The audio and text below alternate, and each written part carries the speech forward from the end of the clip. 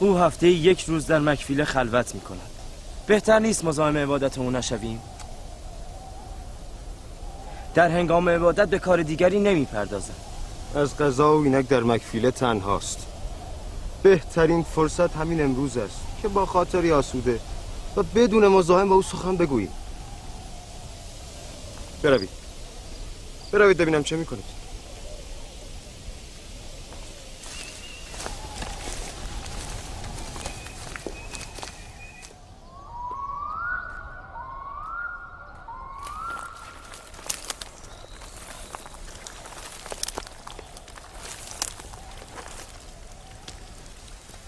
سلام پدر. سلام پدر. سلام فرزندانم. میبینیم با معبود خویش خلوت کردیم. آیا ما را نیز دعا میکنیم؟ برای شماها همیشه دستم به درگاه خداوند است. اینجا چه میکنید؟ میدانید که امروز به کار دیگری نمیپردازم. آمده ایم اجازه بگیریم که یوسف را با خود به صحرا ببریم. چه شده؟ چرا به این فکر افتاده اید؟ دلیل خاصی ندارد. دوست داریم یوسف را با خود به صحرا برده تا هم کمی بازی و تفریح کند، هم به او رموز کاردانی و گله‌داری را بیاموزیم. اینک دوران کودکی و بازیگوشی یوسف است. بزرگتر که شد او هم مثل شما به صحرا خواهد آمد. قول میدهیم مواظب او باشیم. آری پدر، قول میدهیم. هنوز زود است. بعداً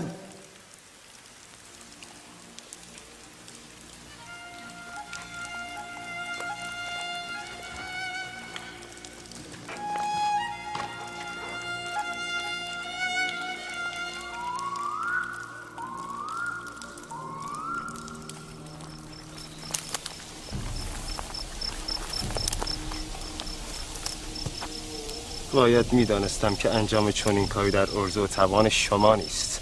تو که عرضه و توان داشتی خود نزد پدر میرفتی. مثلا ما پیامبرزاده ایم.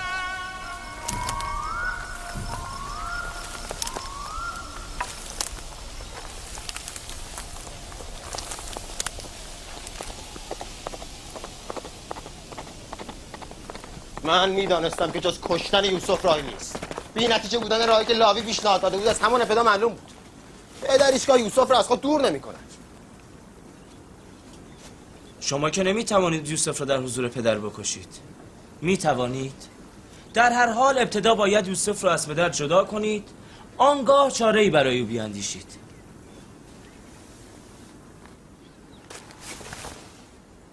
من راهی به نظرم میرسد.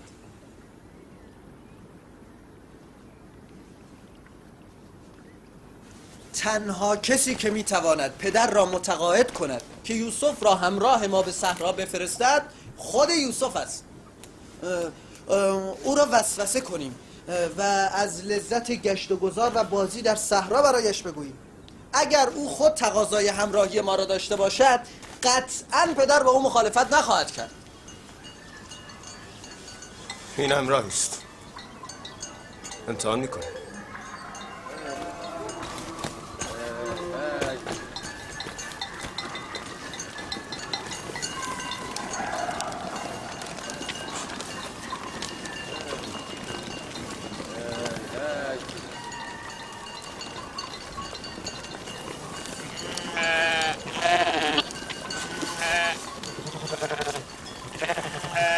تو دوست داری همیشه اینجا در خانه بمانی و با بنیامین و دینه بازی کنی؟ آری، من بازی با دینه و بنیامین رو دوست دارم. خب من هم دوست دارم با شما بازی کنم، اما نه اینجا. بازی و تفریح در کوه و صحرا خوب است. چرا گله را حرکت نمی دهید؟ منتظر برادرانمان هستیم.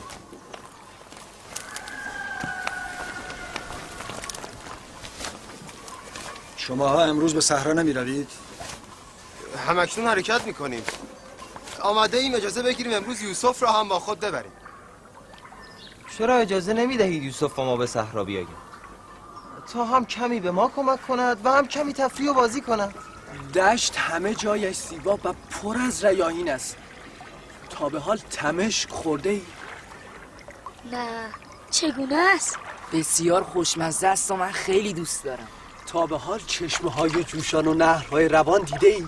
حقیقت این است که یوسف مادر ندارد. به خواسته مادرش نگهداری از او خب دهی نیست به گردن من. در ثانی پدر مادران موظفند بیشتر مراقب بچه های کوچک خود باشند. مردم ما را ملامت میکنند که مگر پدرتان به شما اطمینان ندارد که یوسف را با شما همراه نمی کند؟ لااقل بگذارید امروز را با آنها باشد تا نیش و کنایه مردم فروکش کند. او طفلی بیش نیست و من به او عادت کردم.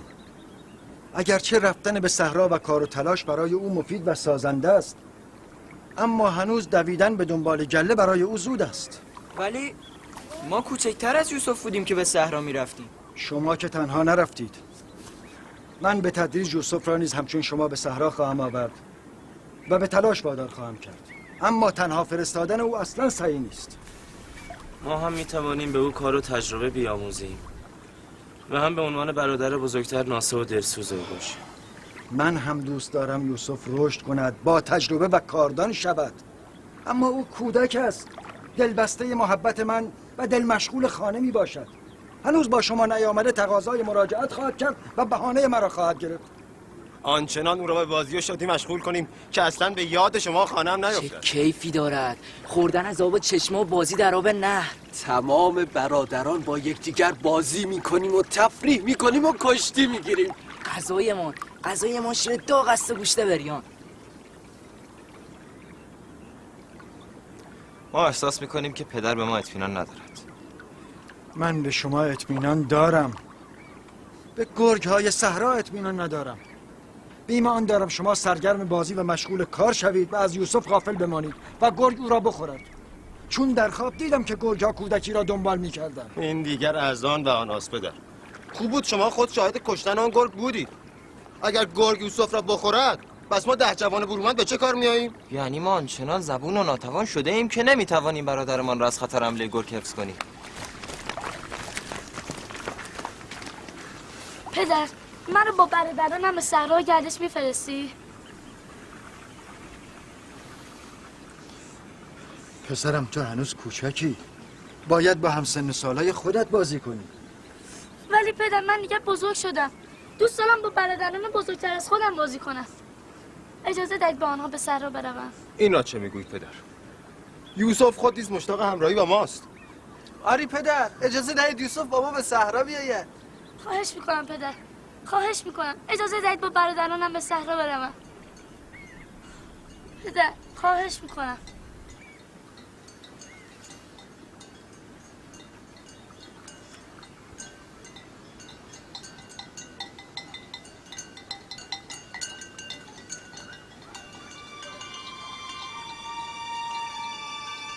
بسیار خوب، موافقم.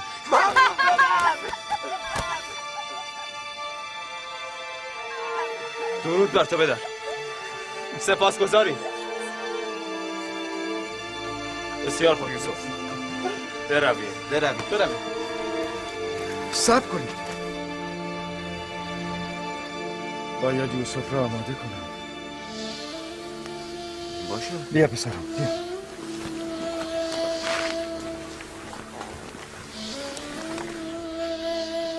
مراقب یوسف باشید. او چون شما تحمل سختی را نداره. نگران نباش مادر، نمیگذاریم به او سخت بگذره.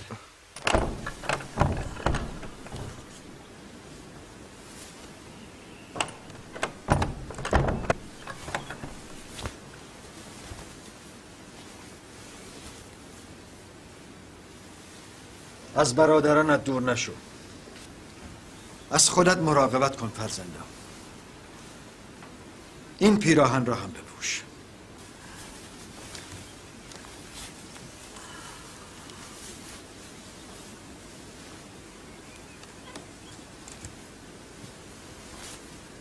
پدر، این که اندازه‌ام شد. این پیراهن از بهشت برای پدر بزرگم ابراهیم آمده. ابراهیم خلیل الرحمن این پیراهن را به پدرم اسحاق داده، ایشان نیز به من سپردند و همینک به تو رسیده. دور نکن، همه جا تو را به سلامت خواهد داشت.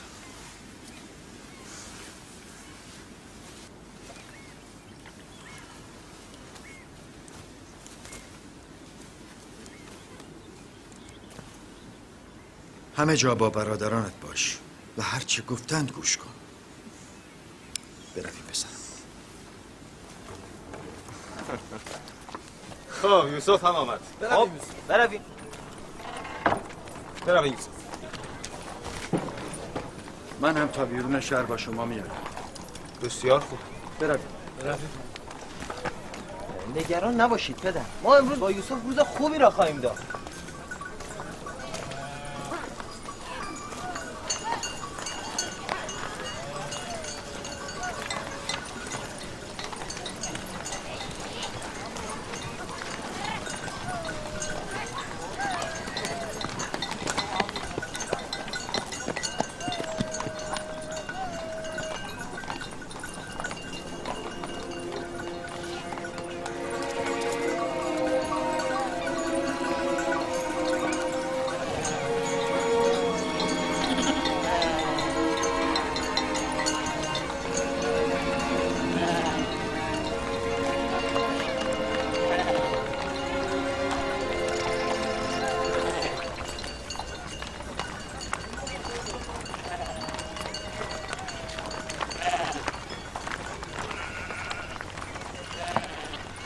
برادرانت خیرخواه و دلسوزتانند.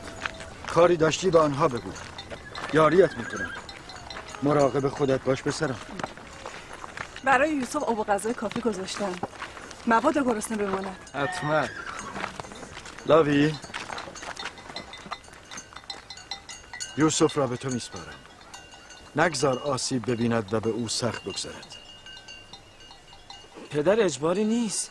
اگر خیلی نگران هستید اجازه ندهید یوسف بیاید. نه مانعی نیست، او را ببرید، اما مراقبش باشید. من از طرف خود و برادرانم به شما اطمینان میدم که غروب یوسف را شاد و خندان نزد شما بازگردانم.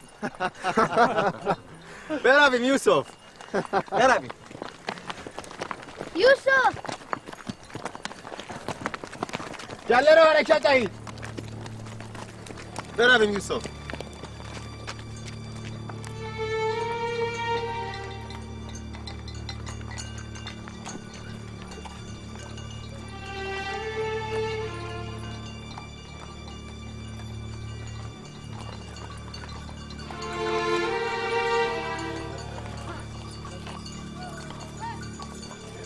نگران نباشید، برادرانش از اون مراقبت خواهند کرد.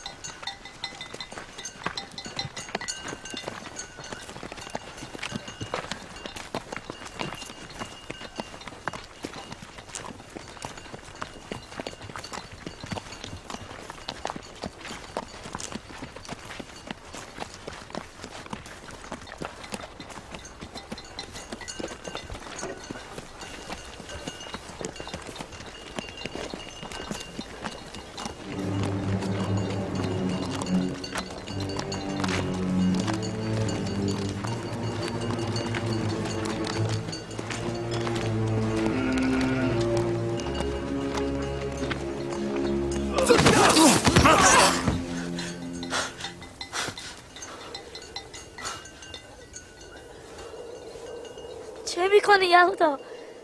زانویم درد گرفت. این چه جور بازی است؟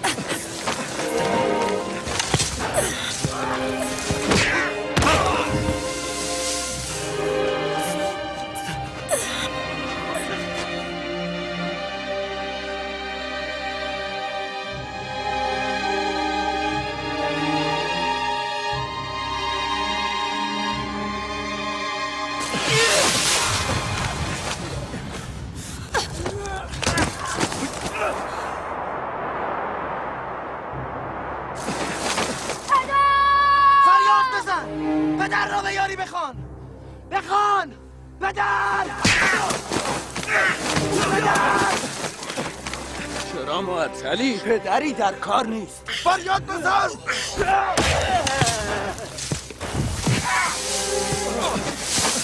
تو امروز جز مهر و محبت پدر ندیده بودی؟ دیده بودی؟ همه علاقه و توجه پدرمان اسرائیل فقط برای تو بود. گناهم چیست؟ چرا مجازاتم میکنید؟ برخیز ببینم. تو میخوایی از ما برتر باشی؟ این آرزو را به گور خواهی بود. ما تو را زنده نخواهیم گذاشت. پدری که از ما گرفتی کجاست؟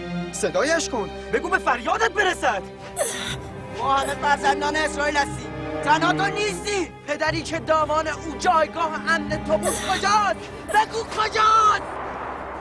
باز هم شیرین زبانی کن. از خواب باید بگو. چرا نمیگویی ستارگان رویایت تو را یاری کنند ها؟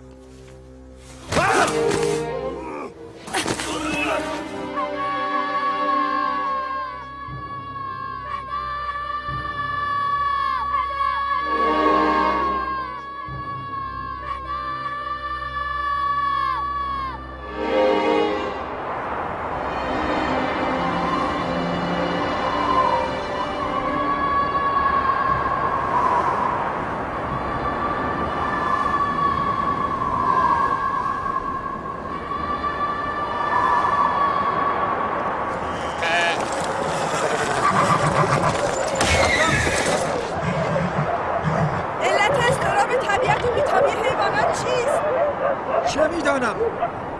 به یک باره چه اتفاقی افتاده؟ این دیگر چیست؟ چنین طوفانی را ندیده بودم. برخیز به داخل برویم. عجله کن.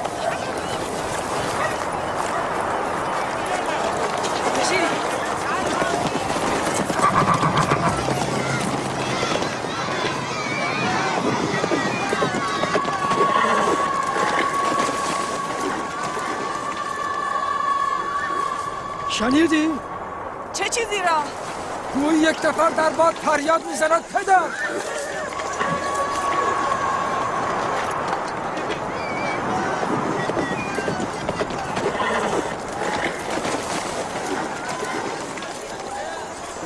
من که چیزی نمیشنوم. عجیب است.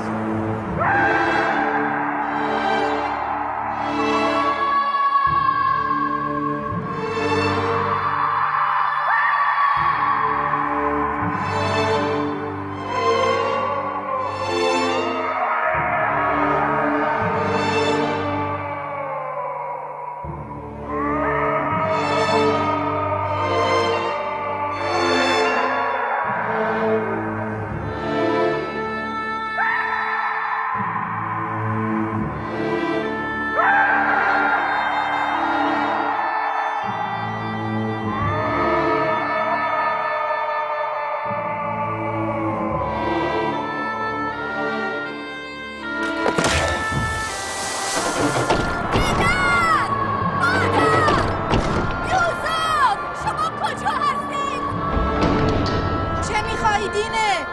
پدر و مادرم کجا رفتن؟ به بیرون کنعان، به بدرقه یوسف. چه شده؟ کفش های زیبایت پاره شده؟ لباس های تمیزت خاکی شده ها؟ چه حیف موهای شانه کردهت پریشان شده. هنوز هم میخواهی بر ما سروری کنی؟ یتیم راهی خوب نگاه کن، خوب نگاه کن، سجده کنندگانت را خوب نگاه کن. حال چه کسی به سجده افتاده؟ تو؟ یا ما؟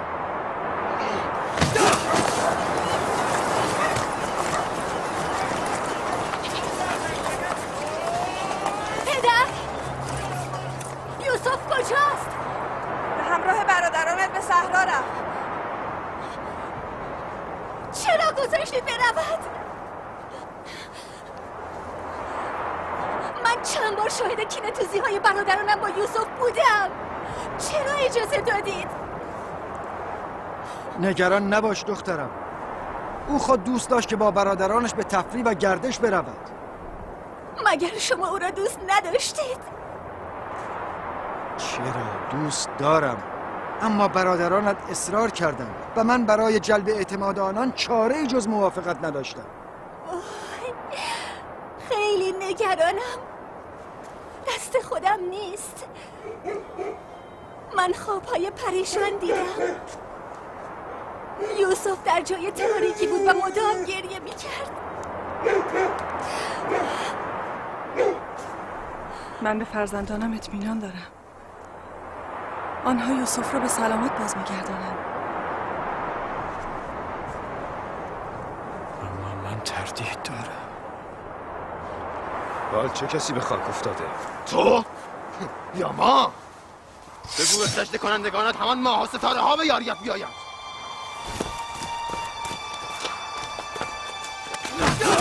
راهایم کن لاوی، راهایم کن تا او را نزد مادر مردش راهی روانه کنم. قرار ما بر این نبود. با یکدیگر توافق دیگری داشتیم. آن توافق برای بستن دهان تو بود.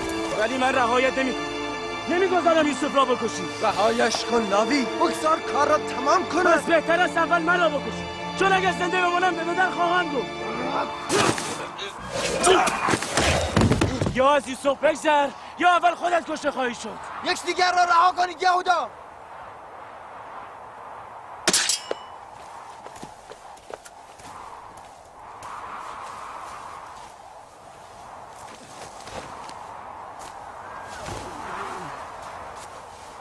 تو نگذاشتی کار را تمام کنم. یک روز پشیمان میشد. میدانم که خداوند هیچ کام ما را نخواهد بخشید. من از تو پوزش میخواهم. لاوی را ببخش. به خداوند سوگند تصور نمی کردم با تو این چنین کنم.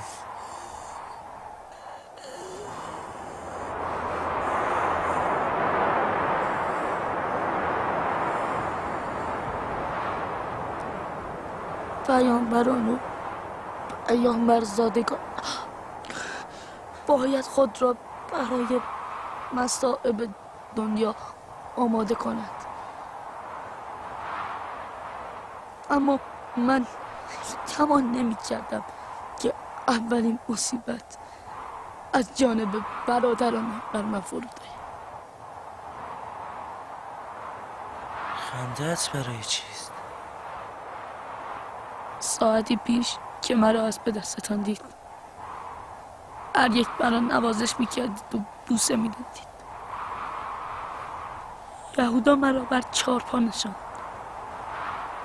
با خود گفتم آنکه چنین برادرانی دارد نه از دشمن باید بترسد و نه نگران خطر باشد، حالا که اولین دشمنانم همین برادران است. بیچاره آنکه به جز خدا به دیگری دل خوش کنه.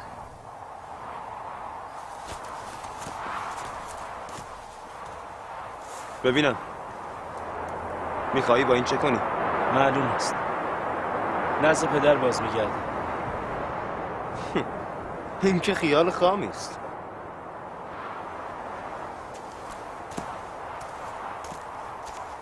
حتی اگر به قیمت جان هر دوی شما تمام شود نمیگذاریم اون را بازگردانیم. چاره دیگر بیاندیش. چه کنم؟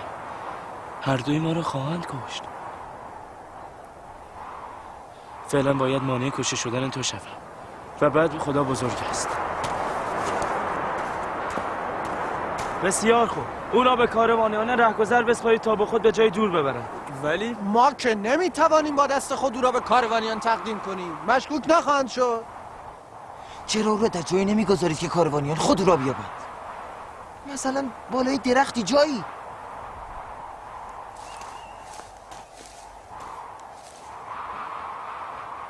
بهتر است سرون چایی پنهان کنید تا کاروانیان به هنگام کشیدن آب او را بیابند و با خود ببرند. چای آبشوش. در نزدیکی اینجا چاهی میشناسم که کاروان تجاری مردم حجاز از آنجا عبور میکند. اگر او را در آنجا بگذاریم زود پیدایش میکنند. ها؟ بسیار خوب، برویم. دان نفتالی، گله را حرکت دهید.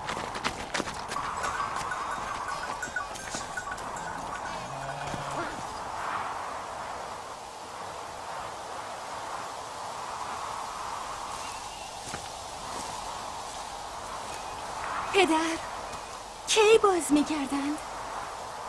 نگران نباش دخترم، تا غروب وقت زیادی هست.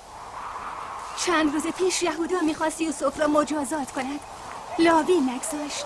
چرا؟ مگر از یوسف خطایی سر زده بود؟ نه پدر، فقط نمیخواست خوابش رو برای یهودا تعریف کند. من از او خواستم که نگوید.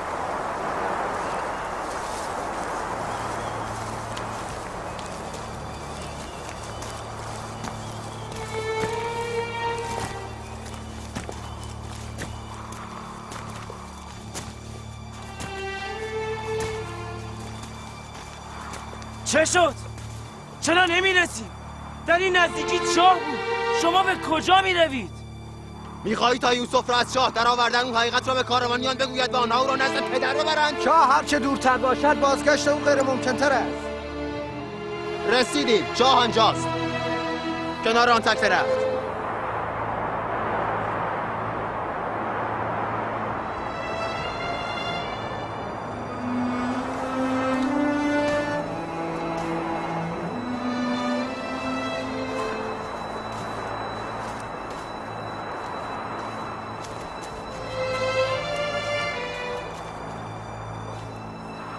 آبان چاه شور است. من آن را میشناسم. چه بهتر. کاروانیان به همین خاطر هیچگاه در کنار این چاه تراق نمی کنند. صدایش رو در نیاور. من مخصوصا به این سمت آمدم. اما این به معنی کشتن یوسف است.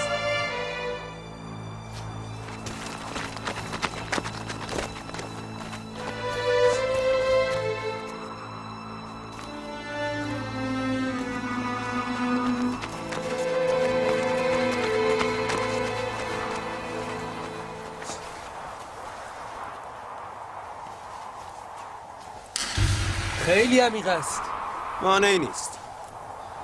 جاد، اشیر، تنها پایی که برای بستن علوف با واره 4 پا آورده این بیاورید. اگر به هم بسته شود بلند خواهد شد.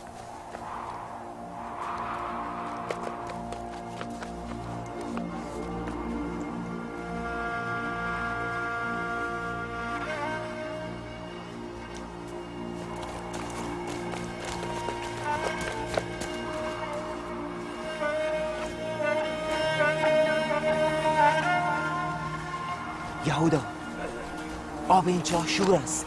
هیچ کاروانی از آن آب بر نمیگیرد مگر وزوار و خطا. من اطمینان دارم که او در این چاه از تشنگی خواهد مرد. شاه، من خود میدانم. بیهوده که به انسان نیامدم. به هر حال همین است. چه زنده بمانه چه بمیره.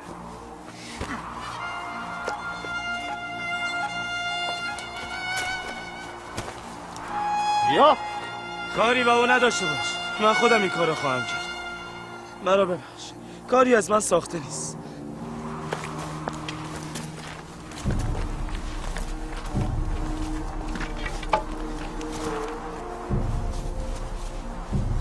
گناه من چیست؟ این چه ظلمی است که در حق من میکنید؟ تو گناه نداری. ما تحمل برتری و سروری تو را نداریم. ما به جایگاهی که خداوند برای تو قرار داده حسادت میکنیم. من از تو میترسم. تاریک است. نترس برادر، خداوند با توست، از تو حفاظت میکنه. یهودا من از شما میترسم. گوش کن برادر، مگه شما نمیخواهید که من از پدر دور شوم؟ به تو قول میدم که اگه رعایت کنید از اینجا به جایی بروم که پدر هیچگاه منو نبینه. من هم باور کردم. من از شما میترسم. صبر کنید. باز چه شده؟ اگر نزد پدر بازگشتیم و از یوسف پرسید چه پاسخی بدهیم؟ میگوییم گرگو را خورد. آری پدر خودم نگران بود که مبادا یوسف نصیب گرگ شود. پدر میداند کنان گرگ بسیار دارد. اما من فکر میکنم نشانه ای لازم است. نشانه؟ مثلا پیراهن گرگ خورده یوسف نشانه خوبی است. بیا پایین ببینم.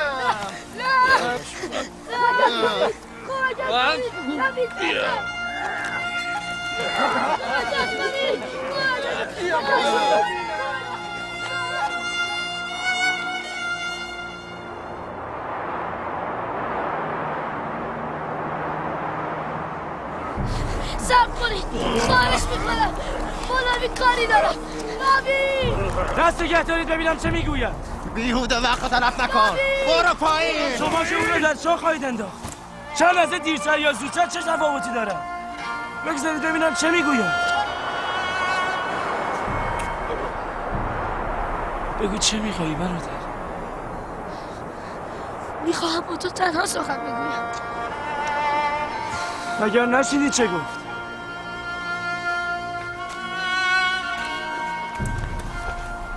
من تو را دوست دارم و به خوبی تو یقین دارم. اگرچه برادرانم با من بدی میکنم، اما همه آنان را نیز دوست دارم و میخواهم از جانب من گزندی با آنان برسم. مبادا پدر از ستمی که به من کردید مطلع شود که نفرین او همه شما را نابود خواهد کرد. دیگران هم نگویید. ممکن است پدر را با خبر کنم. این واقع از خداوند پنهان نخواهد بود. از خشم خداوند در امان نخواهید ماند. توبه کنید تا خداوند به خاطر ستم بر کودک ضعیف بر شما عذاب نازل نکنه. خداوند ما رو ببخشه. به گفته پدر من یکی از پیامبران الهی خواهم شد. شما این را میدانید و این گونه بر من ستم میکنید. من نگران آنم که شما بنی اسرائیل و فرزندانتان با انبیای بعد از من هم این چنین کنید. نفرین بر ما سعی داره. نفرین بر ما از خدا بیخبران. کاری که ما بنی اسرائیل با برادر خود میکنیم درندگان با هم خون خود نمیکنن. آننگ برادر کشته قابیل را بار دیگر زنده میکنیم.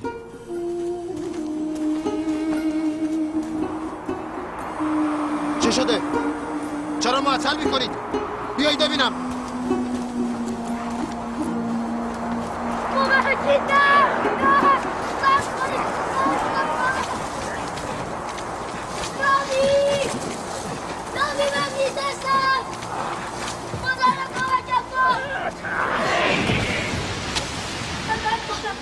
یاری نکن.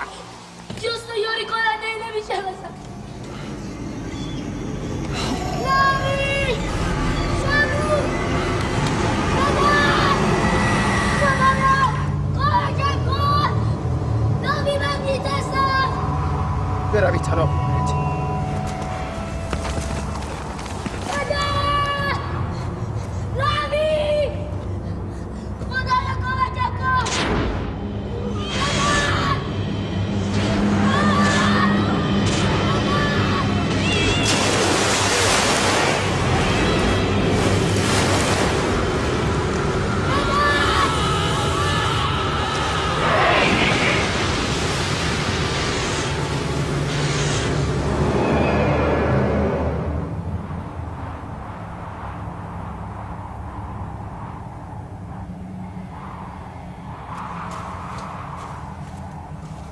یوسف افتاد. لاوی!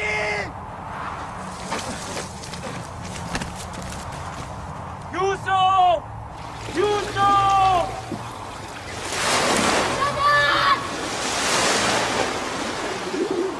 یوسف! یوسف! یوسف!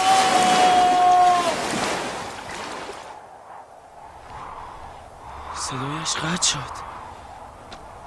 چه شده؟ مگر همین را نمیخواستید؟ فقط تو این را میخواستی.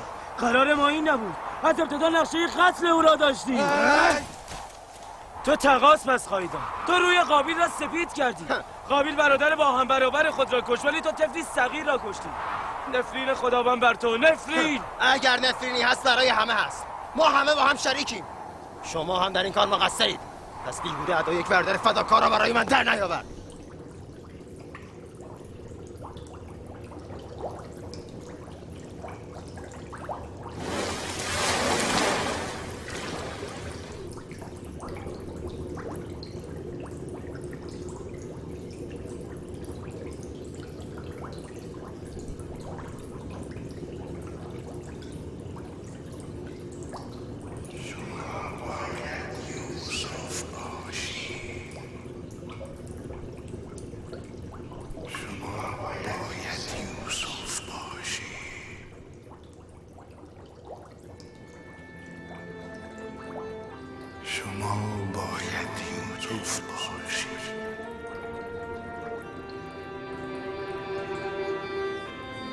شما باید یوسف باشی. آری، من یوسف هستم.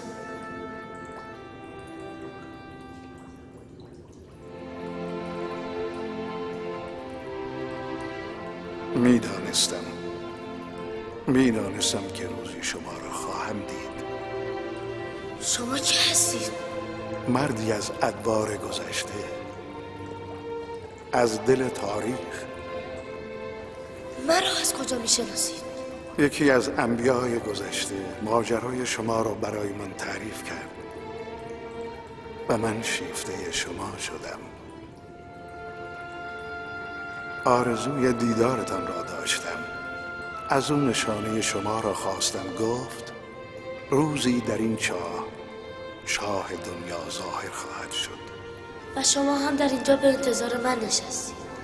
1200 سال است که انتظار شما را میکشم. 1200 سال؟ آری، منتظر یک نجات دهنده، پیامبری که وعده آمدنت را داد. گفت برو درون چاه دنیا بنشین، یک روز یوسف خواهد آمد و امروز آن روز موعود است. من هم از دیدار شما خوشنودم.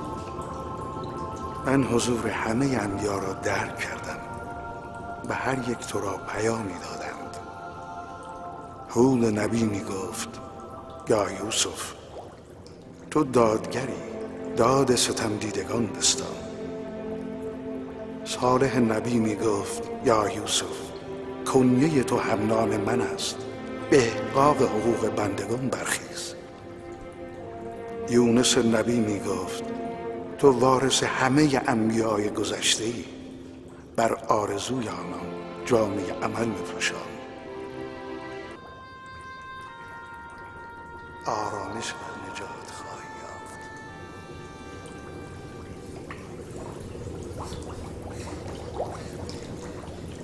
آهای پیرمرد، مرد منتظر کجا هستی؟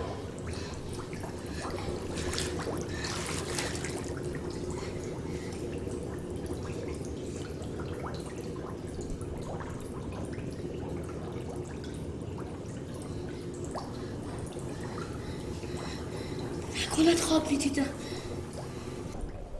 طوفان خوابید. تا کی میخواهید اینجا بمانید؟ نمیرویم؟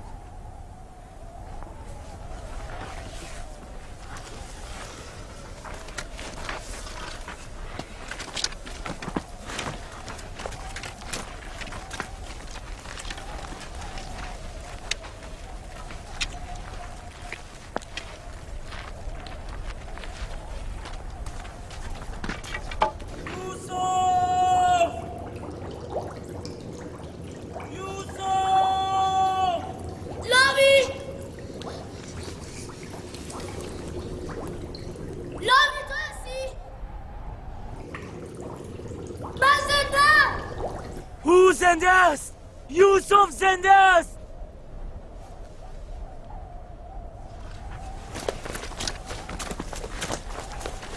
یوسف!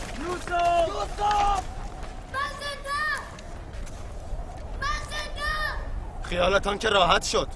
پس چرا ایستاده اید؟ برویم. نمیشنوید؟ برویم دیگر. نگران شده بودیم مبادا غرق شده باشی. چرا پاسخ نمیدادی؟ من خود نیز نمیدانم چگونه نجات یافتم. منو بیرون بیاورید. من میترسم. اینجا تاریک است. نمیتوانم. برادران سنگدل و نامهربانت نخواهند گذاشت. مجبوری تحمل کنی. به خداوند توکل کن. دیر وقت است. ما باید برویم. ولی من به زودی باز میگردم و برایت غذا و آب میآورم. نگران نباش. نگران شوریاب نباش. برای آب شیری میآوریم. پس شما از ابتدا قصد کشتن او را داشتید و میدانستید آب این چار شور است و او هلاک خواهد شد. میدانستم، اما یهودا نگذاشت که بگویم. برویم دیگر. راه طولانی است.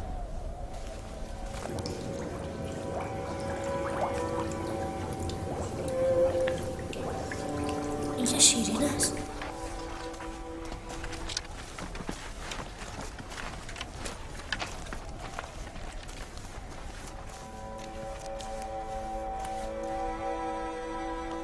فرزندان اسرائیل رفتن. من نیز مجبورم بروم. نامی من میترسم. فردا باز میگردم. امشب را باید تحمل کنی.